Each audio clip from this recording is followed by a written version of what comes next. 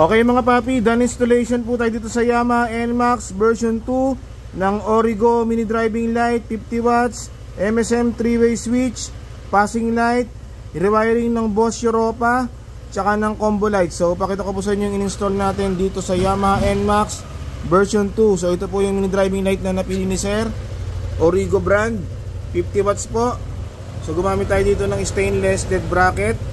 Bali ito po yung ilaw niyan, Origo 50 watts, low beam, white, high beam, yellow.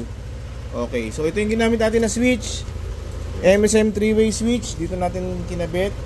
Tapos naglagay tayo ng stainless passing switch para sa passing light ni Sir. Pag naka-off po yung ilaw, pwede mag-passing, low beam, passing, high beam, passing. Okay. So yung busina ni Sir, nirewire natin, Bosch Europa. Bali naka-disconnect na po yung stock horn niya. So pag bumusina siya,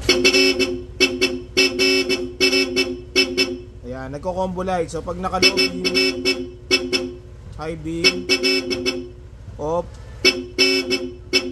yun. So nagko-combo light na lahat.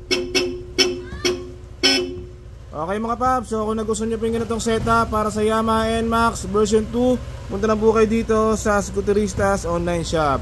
Maraming salamat po.